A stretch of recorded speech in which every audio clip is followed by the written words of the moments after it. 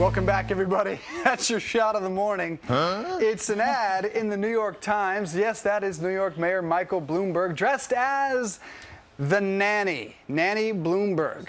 Taking his strange obsession with what you eat one step further, he now wants to make it illegal to serve sugary drinks bigger than 16 ounces.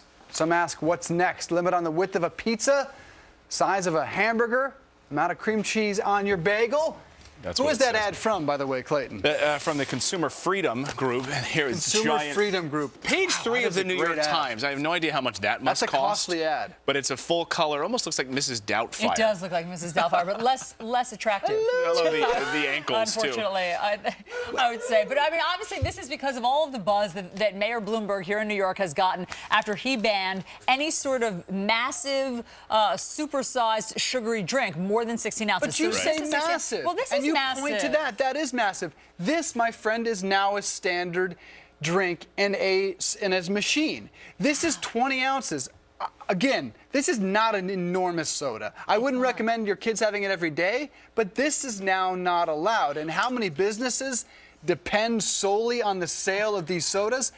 Forget about the personal freedoms involved, which outrages me. You're going to kill local New York businesses by telling them they can't sell this. In fact, Coca-Cola and McDonald's are very angry about this new law because they say the very same thing. That's how they package them. Yeah, you know, I guess they license out those machines, of course, to the businesses, and they get a profit revenue share, of course, whether you have them in your basement of your business, your vending machine area, your cafeterias, and so forth. Obviously, a big issue. Mayor Bloomberg on the Today Show addressing all of this. Listen.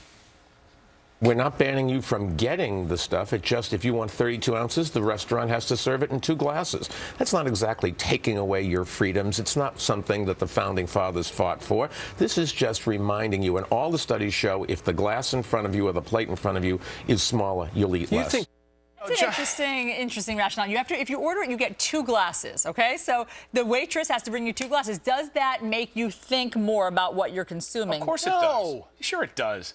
I mean, if you order 2 glasses of wine, you're aware that you've had 2 glasses of wine. What if they brought out a big one? Then you're like, I just had 1 glass of wine. Soda, it's just a refill. With the glass of wine, it's different. With the soda, it's just a refill. I know what you mean, because you're like, oh, all I had was a soda. I don't pay for a refill. That's why. That's the mindset. You are articulating it perfectly. That's who's trying to break that mindset. Are you telling me that you're okay with telling people what they cannot drink? I mean, I don't drink a 32-ounce soda, but the government telling me I can? I'm telling you what his rationale is. Yeah, right, exactly. His rationale. He knows that's a lie. I mean, come on. He knows that's a lie. He's not saying that you can't drink it. You just have to drink in multiple glasses of it. John, make it aware. Make it. House Speaker John Boehner also had some thoughts on this. I think he agrees with you, Dave. Okay. You know, I like Mayor Bloomberg, but are you kidding me? Come on. Don't we have bigger issues to deal with than the size of some soft drink that somebody buys? Yeah, yes, I mean, of course we do, but some people in the health industry would say we don't have a bigger issue to deal with than obesity, and this leads to obesity. But what's next? To the point we mentioned earlier, what's next? Well, here's the question I have. Legislate the size of a burger, the size of a bowl of pasta? Well, that's the point I wanted to make, which is, if you watch The Daily Show the other night, very, very funny, because he's like, I cannot disagree with Mayor Bloomberg more on this. He said, if you're in New York City, you can go down to the deli and get this giant pastrami sandwich that's this big, or you can get this massive piece of cake which has 10 times more sugar than a soda. So when you start picking and choosing winners and losers with different food items here? Well, Coca-Cola is not happy about this. They say New Yorkers expect and deserve better than this. They can make their own choices about the beverages they purchase. Here's McDonald's, my old employer, back when I was a burger flipper. McDonald's says public health. Fry cook. What was all of that? It was utility.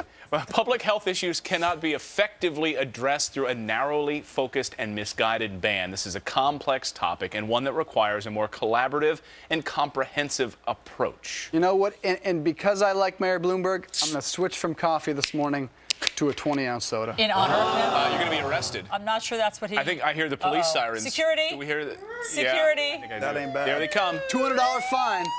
Bring it on.